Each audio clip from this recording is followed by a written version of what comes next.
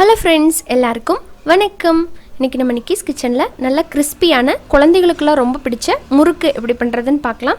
முறுக்கு நார்மலாக மாவு அரைச்சி நம்ம செய்வோம். இன்றைக்கி நான் கடையில் வாங்கின அரிசி மாவு யூஸ் பண்ணி எப்படி நல்லா கிறிஸ்பியாக நல்ல டேஸ்ட்டாக முறுக்கு செய்கிறது அப்படிங்கிறத செஞ்சு காமிச்சிருக்கேன். எவ்வளோ கிறிஸ்பியாக இருக்குன்னு பாருங்கள். பார்த்தீங்களா, நல்ல கிறிஸ்பியான இந்த முறுக்கு எப்படி பண்ணுறதுன்னு பார்த்துடலாமா?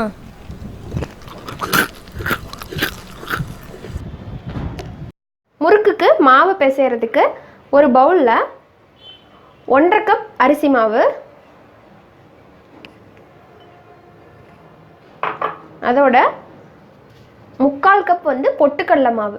கடலை மாவு எடுக்கக்கூடாது, பொட்டுக்கடலையை மிக்சியில் அரைச்சி 3/4 கப்பு சேர்த்துருக்கேன். அதோட ஒரு 1/2 டீஸ்பூன் ஓமம், 1/2 டீஸ்பூன் சீரகம், தேவைக்களவா உப்பு சேர்த்துக்கோங்க. உப்பு தேவையான அளவுக்கு சேர்த்துக்கோங்க.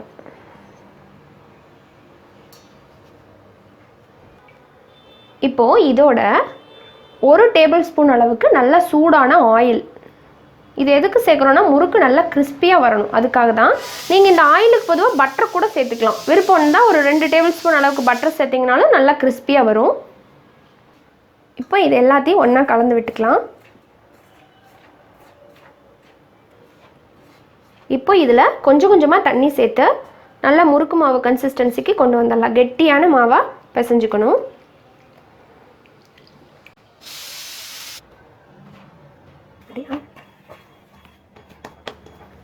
பாருங்கள், நல்லா பிசைஞ்சாச்சு. மாவோட கன்சிஸ்டன்சி பாருங்கள், இந்த அளவுக்கு நல்லா சாஃப்டாக இருக்கணும். அப்போ தான் உன்னால் பிழிய முடியும். இப்போது நம்ம அச்சு ரெடி பண்ணிக்கலாம். இந்த மாதிரி முறுக்கு அச்சில் இந்த சின்ன சின்ன ஓட்டை இருக்கிற இந்த அச்சு போட்டுறேன். உள்ளே வேணால் தேவைப்பட்டால் ஆயில் போட்டுக்கோங்க, அப்படி தேவையில்லைன்னா விட்டுருங்க. அடுத்ததாக மாவு ரெடி பண்ணிக்கலாம்.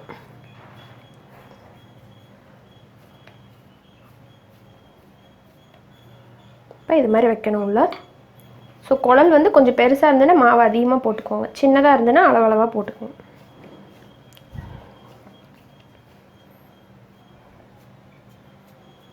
அவ்வளோதான். இப்போ முறுக்கு பிழிஞ்சிடலாம். இந்த மாதிரி ஒரு அரிகரண்டியில் லைட்டாக வேணால் ஆயில் அப்ளை பண்ணிக்கோங்க. இப்போ இதில் பிழிஞ்சிடலாம்.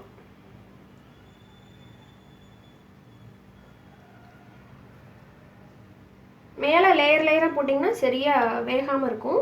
ஸோ ஒரு லேயர் கரெக்டாக இருக்கும். இப்போ நம்ம எண்ணெயில் போட்டுடலாம்.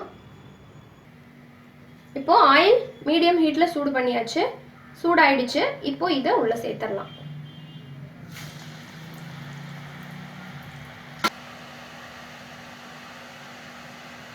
இது நல்லா பொரிஞ்சு பபிள்ஸ் அடங்குறது வரைக்கும் இது நம்ம வெயிட் பண்ணணும். அப்போ தான் நல்லா முறுவலாக வரும்.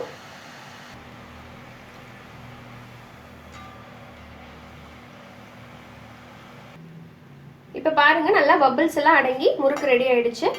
இதை நம்ம வெளியே எடுத்துடலாம்.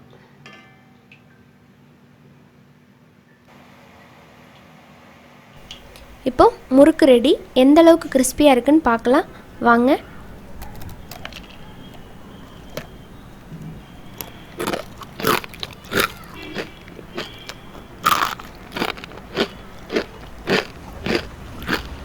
மாவு அரைக்காமல் கடையில் வாங்குகிற அரிசி மாவை யூஸ் பண்ணி எவ்வளோ கிறிஸ்பியாக அண்ட் சூப்பராக செய்யலான்னு பார்த்தீங்களா?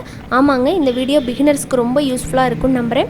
இந்த வீடியோ உங்களுக்கு பிடிச்சிருந்ததுன்னா லைக் பண்ணுங்கள், உங்கள் ஃப்ரெண்ட்ஸ் அண்ட் ரிலேட்டிவ்ஸ்க்கு ஷேர் பண்ணுங்கள். மறக்காமல் நம்ம சேனல் நிக்கிஸ் கிச்சனை சப்ஸ்கிரைப் பண்ணிக்கோங்க.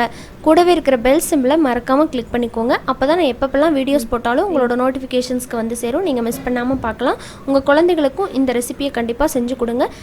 அவங்களும் ரொம்ப டேஸ்ட்டாக விரும்பி சாப்பிடுவாங்க. இது போல் இன்ட்ரெஸ்டான ரெசிபியோட உங்களை சீக்கிரமாக சந்திக்கிறேன். அது வரைக்கும் நன்றி, வணக்கம்.